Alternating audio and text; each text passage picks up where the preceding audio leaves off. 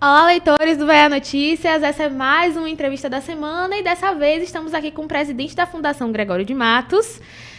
Vamos pedir para ele se apresentar, Fernando Guerreiro. Bom, eu sou Fernando Guerreiro, aqui ao vivo, não é? Eu sou analfaínfimo, então eu tenho que fazer aqui no estúdio, tá ótimo. Bom, eu sou eminentemente, assim, profissionalmente um diretor teatral com mais de 45 anos de carreira, estou gestor, presidente da Fundação Gregório de Matos, né, e também tenho um programa de rádio aí, né, há quase 20 anos, então posso me considerar também um radialista e estou me metendo aí em audiovisual, né, então vai ter novidade por aí, né, projetos já terminados, concluídos, finalizados para entrar em março por aí. Incrível. Então gostei também de mexer com essa outra linguagem. Que maravilha! E Fernando Guerreiro já está à frente da FGM já há 12 anos, não é isso? E eu queria saber para você hoje, olhando o cenário, quais foram os maiores desafios para a estrutura cultural de Salvador, os equipamentos culturais e quais são os enfrentamentos? Olha, é muito interessante você falar de desafio, porque na verdade eu estava conversando nesse instante, quando eu cheguei na Fundação, a palavra era desafio, ou quase loucura. Meu Deus. Eu definiria assim, quase uma loucura. Por quê? Não existia fundação praticamente. Uhum. A gente tinha um orçamento anual de R$500 mil. As pessoas, a grande maioria das pessoas que trabalhava lá, trabalhava porque era um cabide de emprego, né, ficavam lá 4 horas por dia e tal. Então foi um processo de reestruturar, fazer a fundação voltar e, principalmente, criar uma política cultural para o município de Salvador. Não existia uma política cultural em Salvador. Uhum. Né? Hoje a gente está dentro do Sistema Nacional de Cultura, com um plano de cultura aprovado, lei de patrimônio. Acredite que Salvador não tinha lei de patrimônio. Um arquivo público que ficava no subsolo do prédio da Fundação, recuperado integralmente. Foi inclusive inaugurado agora recentemente, a semana passada, a Casa das Histórias, o arquivo público da cidade, que tem um material riquíssimo. Ou seja, foi desafio o tempo todo. Agora, eu, Fernando, pessoalmente, tive 2 grandes desafios. Primeiro, controlar a minha velocidade. O que é isso? O ritmo do serviço público é perigosíssimo. Você não pode ir atropelando as coisas, porque a burocracia tem uma dinâmica própria e necessária, porque aquilo ali não é meu, aquilo não é privado. Então eu tenho uma série de leis ali, não é uma procuradoria, né? Eu tenho que ter muito cuidado com aquilo que eu faço. Então cada processo era um processo, né, que eu perguntava, advogada, pode? Não. Ah, meu Deus, eu quero, não quero. E segundo, me colocar no lugar de artista gestor. O que é isso? Eu tinha que dizer não para meus colegas e minhas colegas. Então isso foi muito doloroso a vida inteira, porque se eu pudesse eu aprovava todos os projetos, né? Eu recebia todo mundo, eu dava dinheiro para tudo, né? Então quando você é da área e você recebe um colega de trabalho dentro de um processo ou de uma seleção, é muito complicado, né? Porque acaba. Então eu tive que criar um Fernando diferente aí, sim, gestor, né? Que o artista estava ali, mas ao mesmo tempo eu tinha que não podia usar a dinâmica do artista. Eu tinha que usar a dinâmica do economista, que eu sou formado em economia, né? E eu brincava sempre assim, a vida inteira, cada montagem é uma empresa. Cada espetáculo teatral que eu fiz, ele funcionava como uma empresa. Às vezes tinham 70 pessoas trabalhando, 80, tinha que se calcular lucro, tinha que se calcular custo muito bem. Então eu sempre tive esse lado do gestor, não do gestor público. Então foi um aprendizado, né, muito grande, continua sendo um aprendizado muito grande, mas os desafios são constantes. E agora, assim, a gente está com um sarrafo muito alto. Sim. Hoje a política cultural do município de Salvador é elogiada no Brasil inteiro. Não é nada de deslumbramento, realidade, né? Inclusive a chegada de Pedro Tourinho foi importantíssima, né? Hoje a gente tem, eu digo, uma tríade aí, né? Isaac fantástico na Saltu, Pedro com uma gestão brilhante, a gente na Fundação uma equipe maravilhosa, e a gente fica assim, o que é que vai inventar? O que é que a gente vai conseguir agora segurar 11 bocas de brasa? Quer dizer, é uma estrutura, né? Assim, vira e mexe, eu tenho 3 eventos simultâneos. Ontem eu estava entregando os certificados do Boca de Brasa, assim, os acelerados do Boca de Brasa, é emocionante, né? 15 projetos que ficaram 6 meses vivendo a aceleração do Boca de Brasa, né? Ao mesmo tempo eu estava tendo a última reunião do Conselho de Cultura do ano, né? Eu tinha que dar uma entrevista também, então é essa a realidade. Então hoje o desafio talvez fazer uma discussão do que é essencial. ter a coragem de deixar algumas coisas em segundo plano e priorizar outras, né, justamente para que a gente não se perca na Babilônia. Eu ia te perguntar justamente sobre isso, esse cenário hoje da cultura da capital baiana, porque a gente está conseguindo exportar muito bem a marca Salvador, né? E eu queria que você fizesse o balanço dessa marca, assim, porque eu senti que nos últimos tempos, tanto o setor cultural e o setor de comunicação conseguiram se unir para fazer Salvador ser mais vista. E como foi esse processo na sua perspectiva? Assim, como foi preparar os equipamentos culturais de Salvador para receber, ou não, para serem exportados dessa forma? Olha, eu acho que teve, obviamente, a chegada de Pedro, que trouxe uma visão de mercado muito forte, né? E Salvador um pouco se definir como uma capital afro. Eu acho que isso foi importantíssimo, é importantíssimo. É uma marca muito inerente à cidade, né, que até então ela acontecia, mas não era empacotada. Né, ela não era trabalhada como marca. Então você teve todo o movimento dos blocos afro na década de 1980, sim, a Axé Music, né, e que é um movimento de preto, acabou, sim, basicamente. Né, e a gente não fazia disso uma grande marca, um marco da cidade de Salvador. Então, na hora que isso vira uma grande marca da cidade, automaticamente, né, você tem, digamos assim, isso você só vai ver em Salvador. Essa manifestação vai estar em Salvador. Se eu quiser ver o Olodum tocando dentro do Pelourinho, é em Salvador. Se eu quiser ver uma moda, né? Uma moda baiana, Meninos Reis está aí. Né? Érica Badu entra dentro do festival com a roupa né? Então, dos Meninos Reis. Então, a culinária, a gastronomia estourada. Né? Então, é muito importante essa envelopada que se deu. E, além disso, o trabalho estruturante. O que eu chamo de trabalho estruturante? Né? A gente tem feito um trabalho com Boca de Brasa que eu considero muito importante. Sim. Porque eu tenho uma teoria hoje de que Salvador é multicentro. O que é isso? A gente tem um centro histórico potente, importantíssimo, mas a perifa bomba. Total. E a perifa, muitas vezes, não vem ao centro. Tá? E a perifa tem peculiaridades e particularidades geográficas e culturais. Cajazeiras não é Valéria. Valéria não é subúrbio. Subúrbio não é Itapuã. Tá? Então, assim, não é Cabula.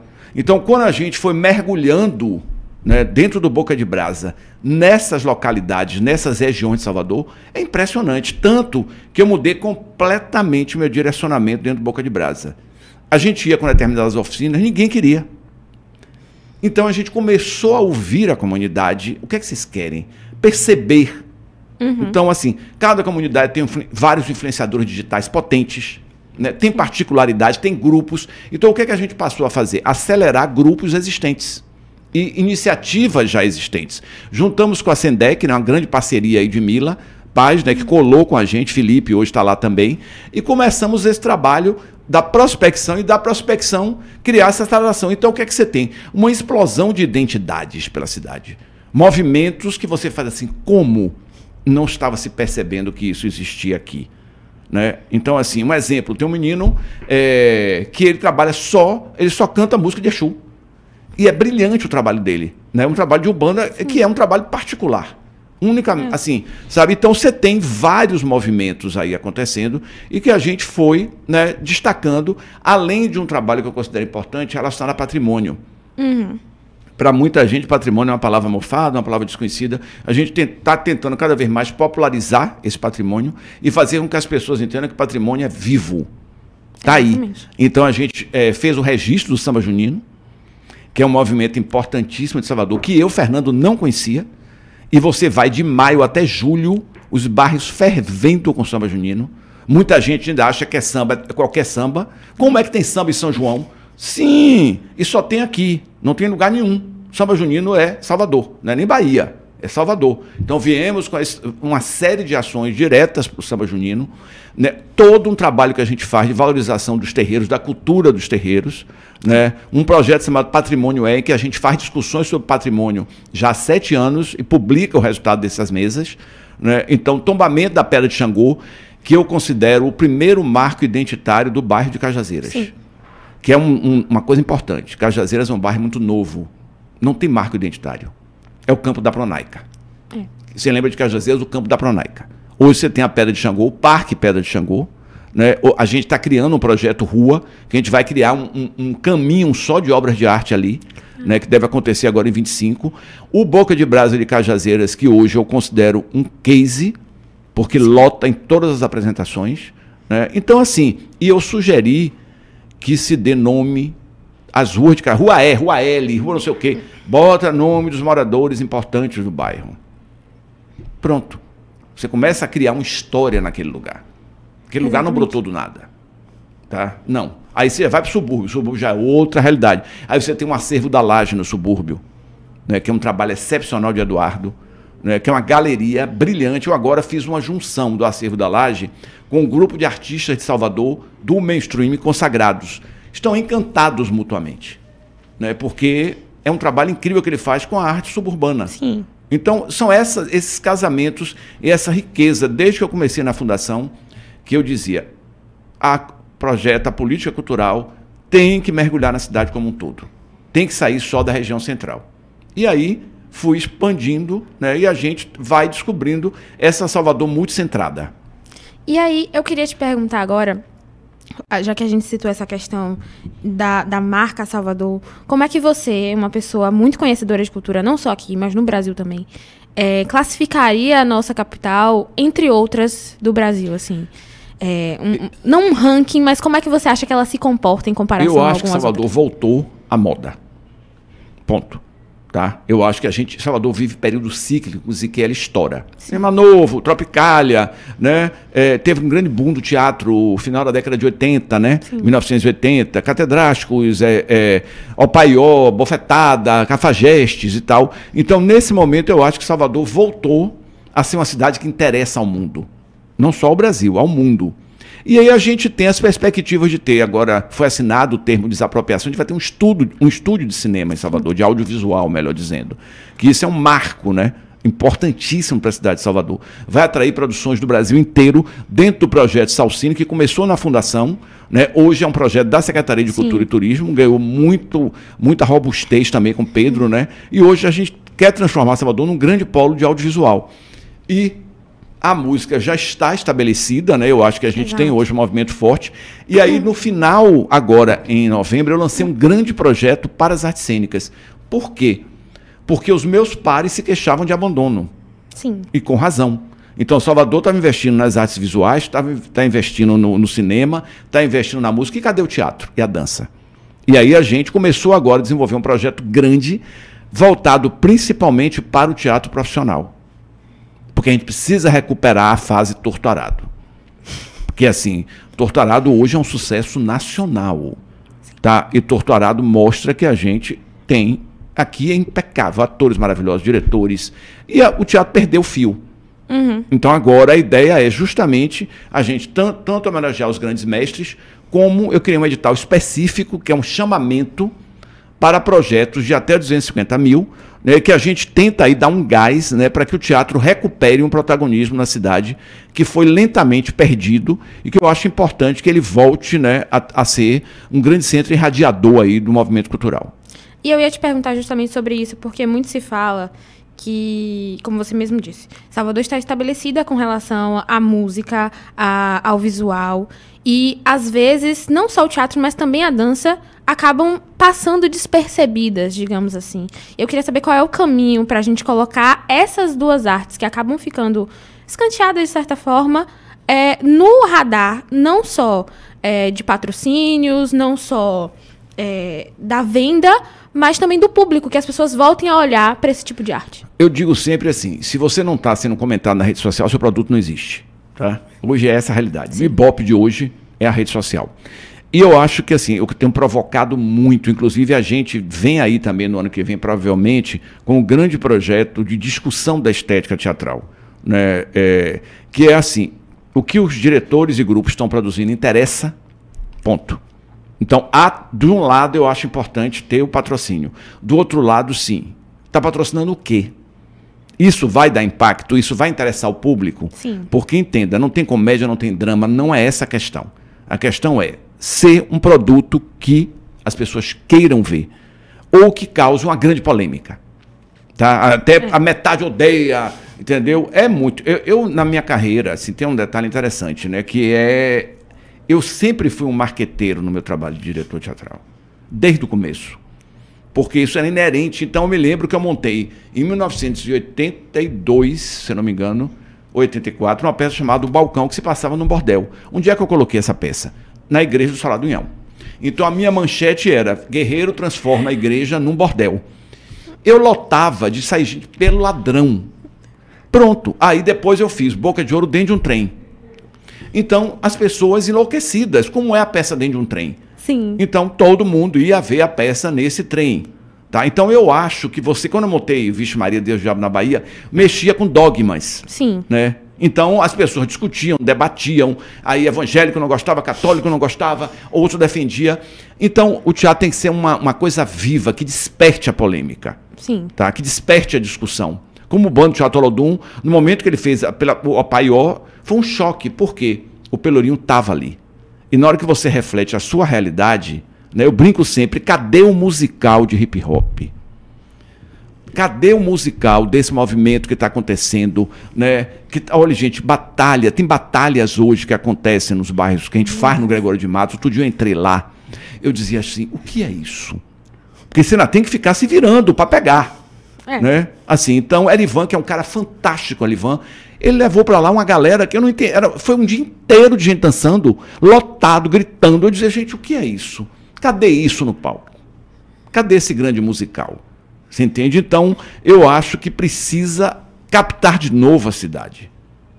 E na hora que os diretores e os grupos entenderem essa Salvador multicentro, multifacetada, e as pessoas voltarem a se ver nesse palco, com certeza a gente volta a lotar casa, como foi o caso de Torturado. Sim. Se pegou um livro dificílimo de ser transposto, mas um grande best-seller, né? Digamos que é o Jorge Amado de hoje. Na hora que eu montei um Jorge Amado, que eu montei Dona Flor há anos atrás, era Jorge, depois João Baldo, agora é Torturado. Exatamente. Então, assim, é perceber o que é que está aí, o que é que está pulsando, o que é que está chamando a atenção. E vamos. E assim, eu queria te perguntar algumas perguntas atrás, você comentou sobre essas duas facetas, né? O Fernando, que é artista, e o Fernando, que é gestor. E você tem essa proximidade com os produtores culturais de Salvador. Como é que você lida com essas cobranças? Porque, como você mesmo disse, né? Existem limitações das políticas públicas, existem as burocracias. Como é que você lida com essas cobranças o tempo inteiro? Olha, no início é muito difícil. Hoje, eventualmente, eu entro na região da mágoa, mas eu digo assim: se eu estou nesse lugar, eu não posso perder tempo me magoando. Então, no máximo, meu companheiro, alguns amigos próximos, eu vou desabafar. Sim. Mas eu não vou ficar criando problema de jeito nenhum, porque no momento que eu sou um gestor público, eu não posso. Estou com uma birra com fulano que falou mal de mim. Não existe isso. Eu não posso fazer isso. Se esse cara for brilhante ou essa mulher, eu não tenho como discutir se teve birra, se não teve birra. Né? Eu tenho uma questão aí delicadíssima, que é uma grande contradição que a gente vive. Né? Eu supostamente estou numa gestão de um grupo mais à direita. Uhum. Então muitos artistas não aderem publicamente a isso. E por melhor que seja feito o trabalho, ainda ficam com o pé atrás. Isso me prejudicou, me irritou muito durante esse período de gestão. Sim. Porque sempre, né, por exemplo, agora na eleição, vou lhe contar um caso engraçadíssimo. Muita gente de esquerda votou em Bruno Reis. Sim. Agora eles mandavam para mim mensagem temporária: vou votar em Bruno, eu apagava. Para eu não ter o print dessa traição dessa pessoa, supostamente. Sim. Mas assim, por causa de você, eu vou votar em Bruno. Aí sumia. Entendeu? Eu dizia: olha. Então, assim, foi genial quando eu fiz essa reunião com a classe artística agora de novembro, que os artistas foram em peso. Talvez há 5 anos atrás não fossem. Porque tinha uma questão ideológica. Guerreiro está com o Neto, Guerreiro está com a CM. Né? Então, assim, sabe? Então, essa questão que é muito primária, inclusive, né? Porque é uma discussão hoje muito misturada. Exato. É muito embolada, né? Assim, sem dúvida, o governo Lula dá muito mais apoio à cultura do que o Bolsonaro, mas a gente está lidando com o Bolsonaro, que é uma coisa atípica, né? Aquilo é uma distorção, aquilo não chama nem de governo, aquilo é uma loucura. Então, a gente não pode, entendeu, também dessa maneira. E outra coisa, tanto o Neto como o Bruno, as pessoas às vezes dizem: é por sua causa. Não. É porque tem apoio do gestor. Sim. Não podemos esquecer que, sobre o governo ACM, nós tivemos o melhor gestor de cultura de todos os tempos, que se chamava Paulo Gaudense. E ele era do grupo de Antônio Carlos Magalhães. Então, assim, são contradições que às vezes me incomodam, né? Essas posturas, assim, certo? Não, reconheço o trabalho, mas ele está com Bruno Reis. Sim. Certo? Então, aí, e como os artistas têm mais uma tendência à esquerda, né? Então isso às vezes é uma questão que incomoda. Mas eu nunca fiz restrição alguma a que nada seja apresentado. Né? Eu não tenho processo nenhum de censura, não veto projeto de ninguém e ganhei muitos inimigos porque não privilegio conhecidos. Isso é importante. Isso é problemático. Recentemente uma pessoa perdeu um edital porque deu um certificado de residência errado. Aí a pessoa me ligou, você sabe que eu moro aqui? Eu disse, sim, mas eu não estou na comissão julgadora. Exatamente. A comissão julgadora precisa receber seu documento. Isso aqui não é casa de noca. Tá? Porque quando você transforma num processo burocrático, muita gente que de alguma maneira tinha costume de ser privilegiada por A, B ou C, tá? Então fica muito irritada porque se atrapalha com os documentos, entendeu? Se você não sabe lidar com o dinheiro não vai chegar. Exatamente. Então é importante ter esse jogo aí. Agora eu queria te perguntar um pouquinho sobre o Teatro Vila Velha. A gente sabe que ele está em processo de entrar em reforma. O projeto do novo teatro foi apresentado em setembro desse ano. Só que, além das apresentações clássicas, o teatro também promovia algumas ações culturais. E o que eu queria saber é como é que essas ações estão sendo mantidas enquanto ele está fechado, se estão sendo mantidas. Estão sendo mantidas. Márcio tem um apoio do governo do estado, né? um apoio constante. E ele também é um cara workaholic, total. Eu digo, Márcio, eu não acredito. Toda hora parece uma coisa nova sua. Descansa esse corpo. Né? Na verdade, de brincadeira, né? Porque se você pensar, da minha geração, Márcio é o único diretor ativo hoje. Sim. Que eu diria que, assim, Paulo Donato está voltando com catedrático, então está retornando. Mas Márcio não parou em momento algum. É um grande resistente. E a história do Vila Velha é uma história de resistência. Então, assim, um dos maiores orgulhos da prefeitura é poder reformar. O teatro vai ficar lindo, né? E nós vamos criar um novo corredor, porque vai ter o Centro Cultural Banco do Brasil ali. Então vai se formar o Teatro Gamboa, então a gente vai formar um grande corredor cultural, né, envolvendo toda aquela região da cidade. Então isso é muito positivo, é muito bom.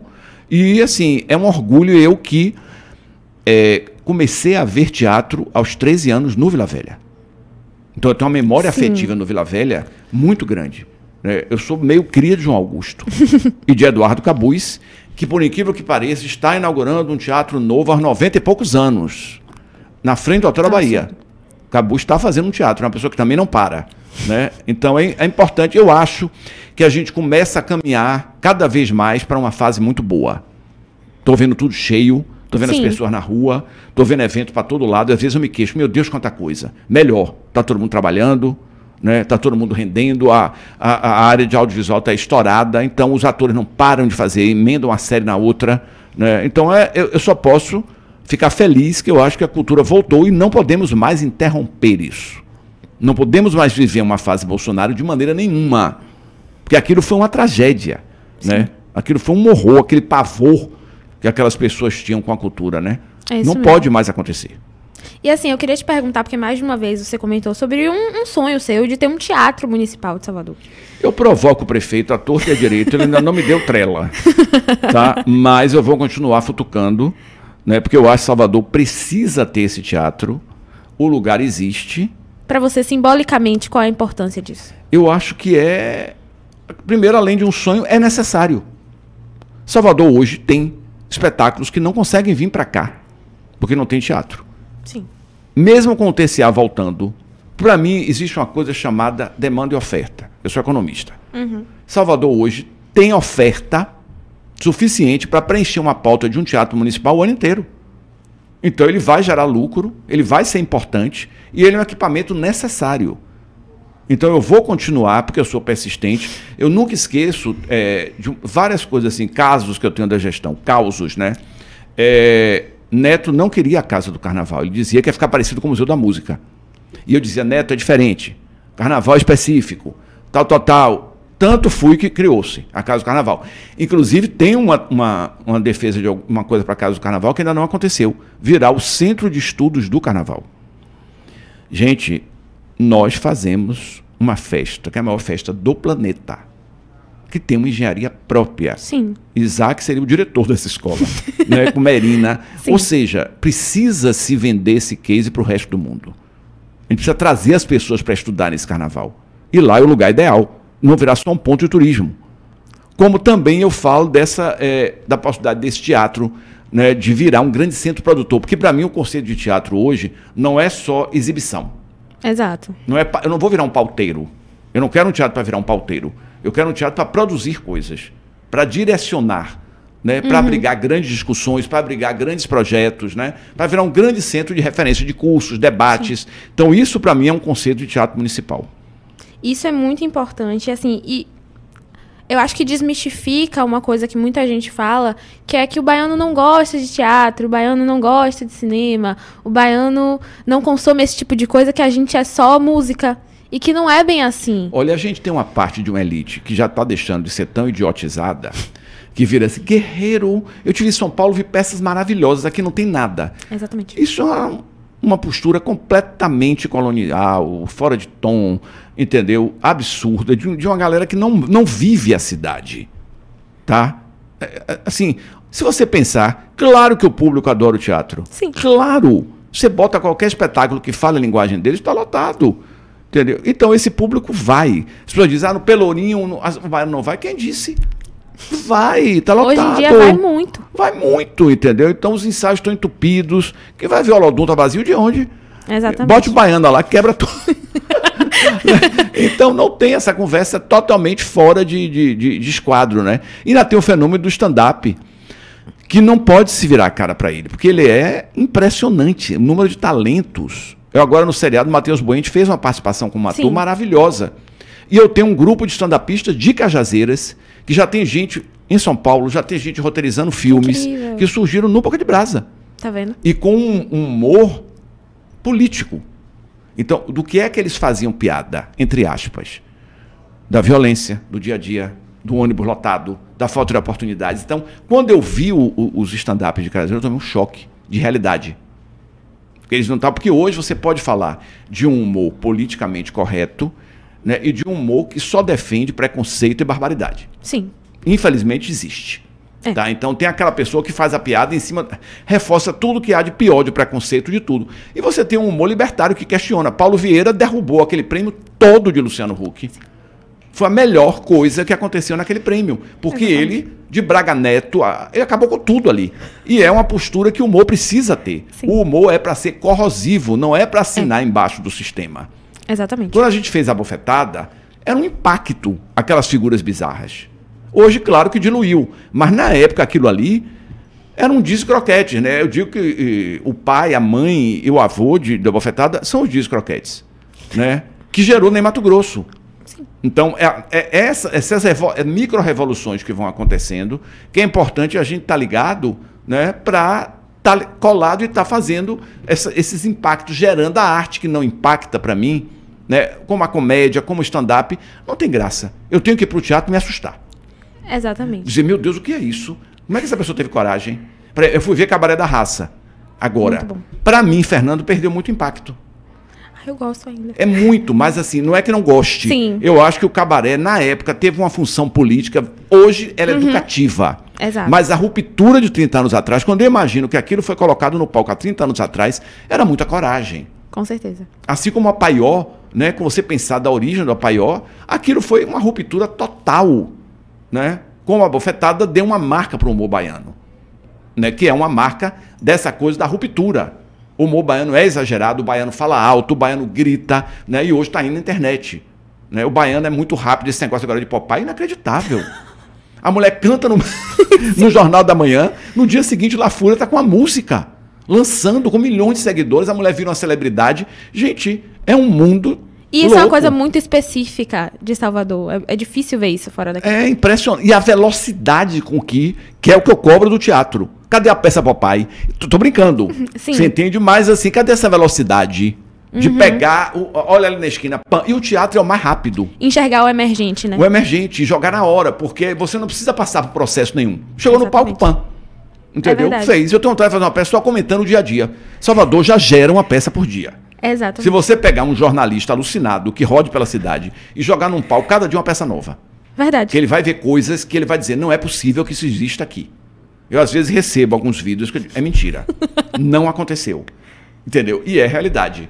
Exatamente. Então, eu acho que eu fico imaginando, eu fiz até uma brincadeira, que eu tenho uma coluna no Correio, e eu fiz uma brincadeira essa semana, como é que não surgiu ainda alguém criando uma confusão no ônibus, como a mulher do avião. Porque Salvador não seria no avião. Salvador seria ou no ferry-boat ou no ônibus. Verdade. Alguém se recusar a sair do lugar Na lanchinha. e virar uma celebridade na lanchinha. Então, isso, assim, cadê? Daqui a pouco vai ter alguém que vai criar uma confusão. Exatamente. E que vai para a rede social e vai virar uma celebridade. Falta pouco para isso. Falta pouco. Mas eu queria te perguntar agora um pouquinho sobre essa questão. A gente está vivendo um momento de mudança ali no secretariado de Bruno, mas 2025 está na porta e eu queria saber o que já tem pra gente nesse próximo verão de 25 sobre o axé. Né? O axé levantou discussões aqui essa semana sobre esse resgate das origens do axé. De novo, Salvador, capital afro. Então, o que esse combo cultural, a fundação, a secretaria estão preparando para o ano que vem? Olha, a gente já tem um carnaval que vai homenagear axé com uma grande festa de abertura dirigida por Elísio Lopes, né? Que assim, uma figura incrível hoje, que eu vi começando com 14 anos de idade, né, Elísio, estudando no Colégio Drummond, ia para o ensaio de farda, né, e hoje é um grande diretor, um grande escritor, dramaturgo, e a partir daí a gente deve, no aniversário da cidade, puxar uma grande rede de discussão sobre o axé. Eu acho importante que o axé vire história, que o axé vire depoimento, que a gente discuta o que é que o axé gerou, quem são os filhos, netos do axé. Né? E essa relação agora, né, com essa história de Cláudia, né, que acabou virando uma história de Cláudia, que na verdade é muito mais do que isso, que eu trabalhei com o Baby do Brasil há, sei lá, 10 anos atrás, e ela trocava a letra de Assis Valente toda, né, ela não dizia padroeira, né, então já é um processo aí que já vem de um tempo, mas assim, qual é a relação dessa música, né, com a cidade, com o preto, né, como é que você pega essa música e tira, a mesma coisa do Bolinho de Jesus, os infernos com o negócio de Bolinho de Jesus. Entendeu? Gente, tem uma questão, olhe lá, são determinadas religiões, eu não gosto de taxar de evangélico, porque isso é um conceito completamente equivocado, né? Que elas tiram o símbolo. Vamos lá, uma igreja toda branca, com cadeira de plástico branca, sem imagem nenhuma. Isso é zero símbolo. Zero símbolo é zero cultura. É zero patrimônio. Essa igreja pode estar em qualquer lugar do mundo, que ela vai ser igual. É parecido com shopping. Sim. Qualquer shopping que você entra no mundo é igual. Então, essa tendência da padronização gera o quê? O zero.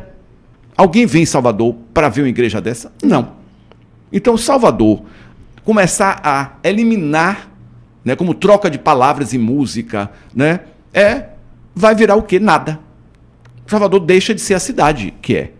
Então, isso é uma grande questão que tem que ser discutida. O axé deu uma marca para a cidade. Sim. E o axé é preto. Vai fazer o quê? Não tem discussão. O que seria da cultura? Não adianta. O preto é um elemento fundamental dentro da construção da música, do teatro, das artes plásticas da cidade de Salvador e da Bahia. Então isso é uma coisa que não adianta querer tirar de tempo, que não vai dar certo. E aí vem as religiões de matriz africana, né, como berço de tudo isso. O samba junino nasceu aonde? No terreiro, dentro das festas de caboclo. O 2 de julho, que eu sou apaixonado, todo ano a gente faz a festa, linda. Entendeu? E ali eu vejo aquelas pessoas segurando no pé do caboclo, que é uma entidade da Ubanda. Pronto, entendeu? Então é a única festa no mundo que é cívica, pagã e religiosa simultaneamente. Isso é, e a gente conseguiu finalmente fazer o memorial do caboclo. Tá lá na Lapinha a história da festa, com o caboclo vestido o ano inteiro. Porque quando eu cheguei a primeira vez, eu tomei um choque. Porque eu abri a porta, era um caboclo nu. Aí eu dizia, que é isso, gente? Coisa horrorosa, sem cabeça, né? Aí só se arrumava o caboclo para desfilar. Eu falei, não, esse negócio tá errado. Temos que criar uma memória disso aí. Isso tem que ficar aqui o ano inteiro. Né? Então, é uma festa, aquela volta do caboclo, não sei se você tem a oportunidade de ir. Já. Pelo amor de Deus. É muito lindo. Aquilo é um intrudo, né? E a chegada do caboclo na Lapinha, com aquele entra e sai, para quem não sabe, quando o caboclo entrar, as pessoas não querem que o caboclo entre, chega cada entidade, empurra o carro para fora. É uma loucura. É uma festa linda, né? Linda, apesar da política muitas vezes desfigurar um pouco. Né? Eu estou tentando voltar com o curso de fachada, estou premiando as fachadas, né? Mas é uma festa belíssima e que a gente tem que manter. E olha aí a misturada. Vai fazer o quê? Vai dizer que não tem jeito. Não tem jeito de você morar em Salvador e querer virar a cara para essa cultura. Salvador é uma cidade afro, é uma cidade preta. Não significa que o branco não possa morar aqui, não era disso. Exatamente. Mas a gente tem que reconhecer e respeitar. Pronto. Fernando, nossa última pergunta. Eu queria te perguntar quem é Fernando Guerreiro fora da Fundação Gregório de Matos? Eu acho que não tem, assim, cada vez mais se mistura. Não tem Ruth e Raquel. Tá? Assim, apesar de eu ser Ferreira de Carvalho e usar Guerreiro, né, tem essa brincadeira, eu acho que as coisas se cruzam. Eu acho que eu sou, acima de tudo, um ser ansioso, muito ansioso, que eu tenho que lidar bem com isso, porque se eu deixar de ser ansioso, eu não vou produzir, né? E bem-humorado, e ao mesmo tempo, assim, de um nível de perfeccionismo que gera essa ansiedade. Tá? E que muitas vezes esse bom humor vira um mau humor tenebroso. Porque, apesar do suposto caos em que minha mente vive, justamente por isso, eu procuro me organizar para poder não ir à loucura total. Sim. Então isso gera uma grande contradição. Né? Porque ao mesmo tempo que eu estou tendo ideias, eu quero que elas aconteçam muito bem. Eu quero que tudo aconteça da melhor forma possível. Né? Então é essa figura contraditória. Ao mesmo tempo que é bem-humorado, é mal-humorado. Ao mesmo tempo que adora uma bagunça, quer que tudo saia certo. Sim. Então tem esse jogo aí. E no momento que eu fui para a Fundação, eu não deixei de ser Fernando Guerreiro. Na época isso era muito conversado. Guerreiro, você agora é gestor, cuidado. Não vai fazer piada. Cuidado como você se comporta. Né? Eu parei o programa de rádio 9 meses. Você vai falar besteira, tal. Não, aí depois eu falei, olha, Neto, eu sou Fernando Guerreiro. Você me chamou, eu já sou Fernando Guerreiro há muito tempo. Exatamente. Eu não virei Fernando Guerreiro a partir da gestão pública. Né? Então, tudo se acertou. Óbvio que eu não vou chegar numa reunião séria e ficar fazendo piada, rindo da cara do prefeito. Não existe isso. Mas a minha marca está muito ligada a esse humor cáustico. Claro que eu tenho que me controlar, porque meu humor produz coisas tenebrosas também. Que às vezes no próprio programa eu falo coisas que depois eu falo, meu Deus do céu, vai ter processo. Sim. Mas é essas duas figuras que transitam aí, lado a lado, se equilibram ou se desequilibram também. Tem épocas que eu quero sumir, né? Que eu quero que me esqueçam. Agora tem uma coisa que é genial, né? As pessoas me param muito na rua, né, nos lugares, dizem, obrigado que você me transforma num ser humano bem-humorado. Então isso é uma coisa que não tem preço. Né? As pessoas me dizem que eu transmito para elas bom humor e alegria. Então isso eu não posso perder nunca. Eu tenho que guardar meu mau humor para mim e para as pessoas próximas. E para a minha equipe da Fundação, que às vezes ouve coisas horrorosas, né, assim, por conta do perfeccionismo. E continuar tentando levar todas essas questões de serviço público com bom humor. Lembrando que Bruno é um ser humano irônico. É uma faceta dele que poucas pessoas observam. Né? Eu já notei. Ele é muito debochado. A essência de Bruno é o deboche. Então combina muito. Totalmente, entendeu? Totalmente. Eu digo sempre, que ele joga capoeira, eu digo, você é capoeirista. Porque você chega numa reunião com o Bruno, para pedir um dinheiro, você pode sair devendo. Porque ele vai lhe dar um rabo de arraia e você pode sair de lá, entendeu? Você vai se perdendo na conversa. Porque ele é baiano. Assim, é típico. Né? Então isso é muito bom, porque traz essa leveza para a gestão. Né? Trazer esse lado também mais divertido, mais leve. Fernando, ficamos por aqui. Muito obrigada pela sua disponibilidade, por abrir o seu coração, a sua mente para a gente, o seu humor. E a gente fica aqui. Até a próxima entrevista do Bahia Notícias. Até mais.